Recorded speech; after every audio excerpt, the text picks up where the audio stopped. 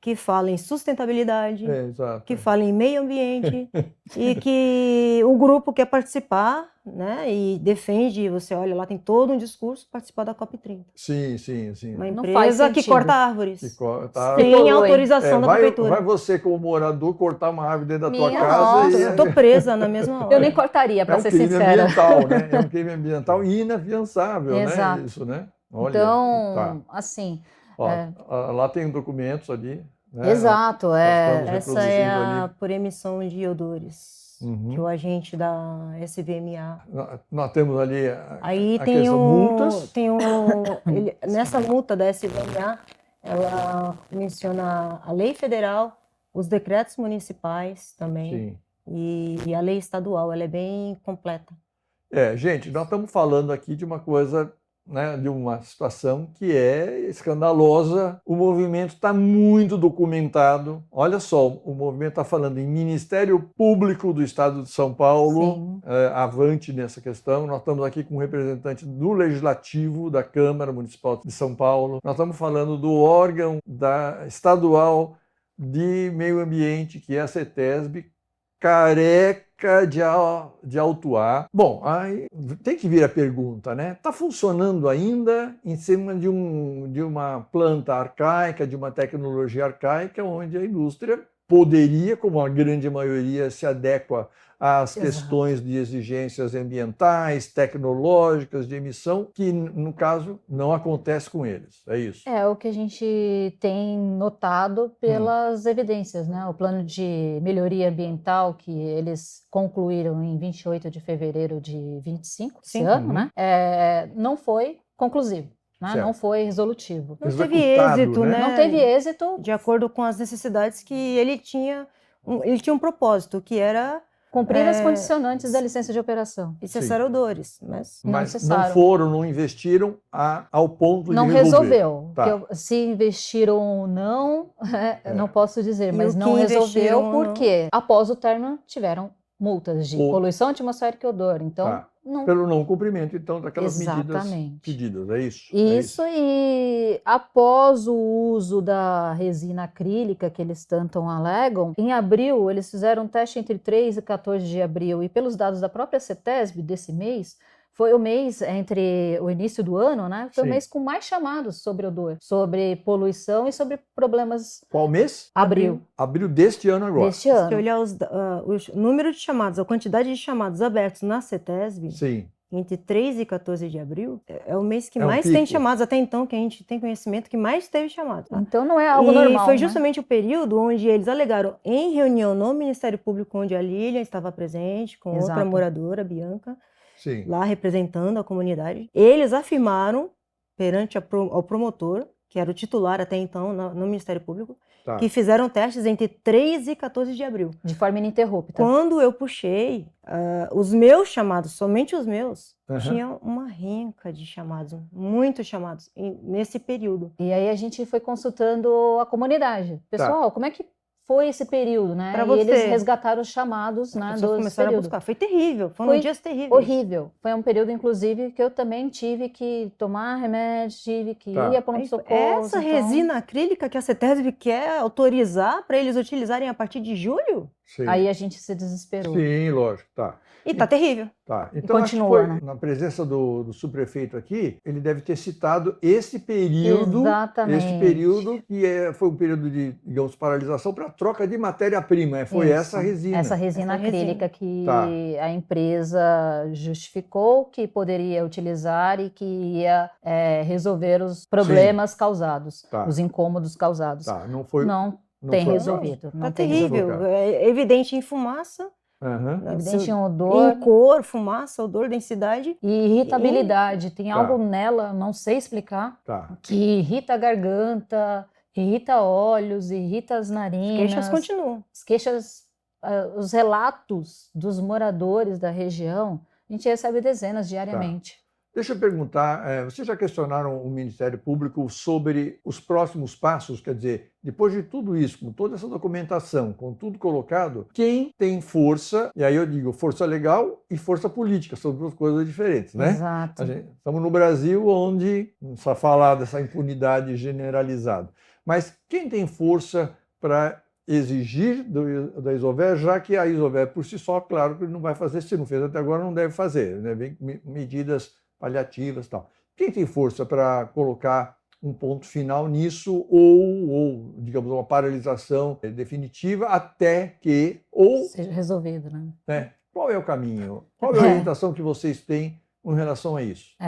Infelizmente, o Ministério Público ele vem atuando, mas infelizmente a troca de promotoria, que eu acredito que é algo até para se ver acima do MPSP, tem dificultado o processo. Imagina, é um processo de mais de 3.000 páginas. Fica trocando o promotor, até o promotor entender o que está acontecendo e tomar as ações, a gente continua ali sofrendo diariamente. Essa troca de promotor responsável já aconteceu mais de uma vez? Mais de uma Várias, vez? Cerca de 7, 8 vezes. Pelo menos. Entra um promotor, ele fica ali 2 meses, ocorre uma reunião, aí você percebe que a pessoa está procurando se inteirar, o promotor ou promotora tenta se inteirar do assunto, nos ouve, anota as nossas queixas, nossas dores ali. E aí, quando vem uma nova reunião, é um outro promotor, você tem que fazer outra tudo promotora. Aí a gente tem que começar tudo do zero com aquele novo promotor, com aquela nova promotora. Isso já aconteceu cerca de umas 7 vezes ao longo desses 2 anos. E aí foi instituído um promotor fixo esse ano. A gente tinha uma grande esperança com isso, né? Porque com um promotor titular, o caso avançaria. E estava avançando realmente. Estava bem. Inclusive com solicitações ao órgão técnico do MP, o CAEX, para poder fazer as averiguações. E o CAEX, ele tem acompanhado, né, a pedido do Ministério Público e colocou sensivelmente questões ali de preocupações, por exemplo, de que essa resina acrílica precisa ser analisada com cautela. Sim. E que eles não usariam essa resina acrílica durante os 100% do tempo. Ou seja, ainda tem a resina fenólica, que já se sabe que é poluente, já se sabe que tem irritabilidade, ela continuaria em uso também, em faixas de proporção. Então não cessaria o problema. Exato. Poderia mitigar, mas a lei é clara. A lei diz que não pode haver poluição, não pode haver odor que transpasse a área da fábrica. Né? Então não seria algo resolutivo. Né? E o que a gente está vendo agora é... Quem sabe tenha novamente um promotor titular, porque é o que a gente está pedindo, o mínimo que a gente está pedindo. Eu fiquei na dúvida, que ficou assim meio... Ambíguo. Não, esse promotor foi designado para ser o titular, mas não é mais a trocar? Após as férias, ele foi realocado por um pedido, que parece que dele próprio, de algo que já tinha solicitado anteriormente. Infelizmente para a comunidade, porque era um promotor que estava atuando de forma como se deve, né, perante a lei, perante aos fatos, inclusive fazendo reuniões ali de verificar com todas as partes. E nessa reunião foi um fato assim que me deixou mais estarrecida ainda, foi quando foi colocado que seria feito os testes dessa resina fenólica, né, acrílica, com parcial da fenólica, a partir de 1 de julho. Foi colocado isso, está em ata para o Ministério Público, e ele simplesmente, a partir do dia 25, 26 de junho, 25 de junho, voltou a trabalhar. Sendo que, para o Ministério Público e para todos, tem em ata, consta em ata, não é algo que eu estou falando da minha cabeça, né? Tá na ata. A data era 1º de julho. A data de início era a partir de 1º de julho. Constando em ata, não cumprem nem o que colocam para o Ministério Público. Então, de fato, no boletim informativo da CETESB, consta lá uma antecipação. Só que a CETESB, ela não pode ficar divergindo informações. Que ela coloca para a comunidade e o que ela coloca para a promotoria, né? O que ela fala para a promotoria, ela tem que falar para a comunidade. O que ela fala para a comunidade, ela tem que afirmar para a promotoria. Não pode ficar divergindo. E o mesmo é a fábrica. A palavra tem que ser a mesma. Se ela fala para o Ministério Público que é a partir de 1º de julho, ela tem que colocar isso em boletim informativo e ela tem que fazer isso ser cumprido. Claro. Mas o que a gente viu na prática foi 25 de junho de 2025, estava lá. Voltou à atividade. Exatamente. Exatamente. Voltaram. E quanto à promotoria, nós nesse momento não sabemos quem é o promotor da ainda PJ está em processo de Está em processo não ainda foi publicado, e se vai ser titular ou não, não sabemos. Já teve o temporário, vários. aí já teve alguns, né? Sim. E aí a gente está aguardando, inclusive para poder solicitar uma reunião para poder ver quais serão os próximos passos. Sim. O que a gente está agora é assim, pedindo, clamando pelo apoio geral, né? Porque inclusive, acabei não mencionando, mas a Covisa, que é o órgão de saúde, né, daqui da capital, ela fez questionários com a população e de 38 questionários realizados em condomínios, todos os moradores entrevistados colocaram que tem percepção de problemas relacionados aos produtos, né, utilizados ali pela fábrica. Então, ao menos um dos sintomas foi colocado por moradores. Então, tem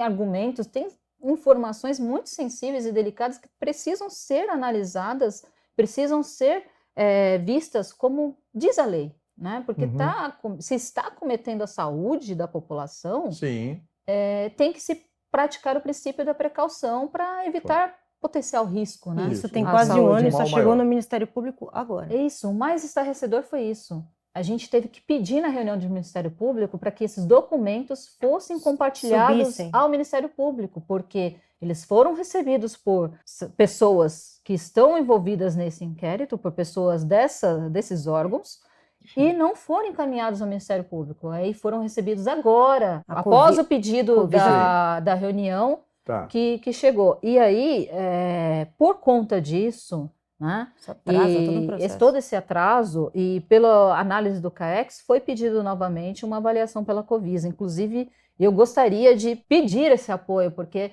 a gente continua com problemas e fortes, né? Pessoas ainda se mudando da região por conta dessas questões de saúde. Então, é fundamental que a Covisa faça essa análise, mas é fundamental também que o Ministério Público e os órgãos competentes olhem as informações já passadas, já evidenciadas, porque essas informações já diz que existe um potencial risco à saúde e já diz o que os moradores da região sentem por conta dos acometimentos, por conta dessa fumaça e desse forte odor, né? E assim, foi algo feito na região toda, né? Não foi num condomínio, foi em vários condomínios, várias ruas da região. Francamente, eu acho isso um retrabalho por parte da Covisa. Porque se esses dados chegam ao Ministério Público em tempo oportuno, em tempo correto, as ações já teriam sido tomadas, entendeu? Num tempo correto. Então, assim, é um sistema que fica protelando documentações ao Ministério Público e fazendo com que um órgão sério como a Covisa, que fez um trabalho excelente, tenha que fazer novamente o óbvio, ir lá, voltar, entrevistar pessoas novamente para constatar o óbvio que já foi constatado anteriormente. Isso só atrasa. E quanto à licença de operação, é uma coisa que nós também gostaríamos de saber, que brecha de lei é essa que faz com que uma fábrica que está com licença de operação vencida há 2 anos e 9 meses, quase, permaneça em funcionamento. Sendo autuada e não cumprindo condicionantes. Depois do PMA concluído, eu conversei com um engenheiro ambiental que trabalha com isso. E ele afirmou, depois do plano de melhoria ambiental concluído em 28 de fevereiro de 2025, após a primeira notificação, multa, é fechamento. E isso é de conhecimento da presidência da CETESB.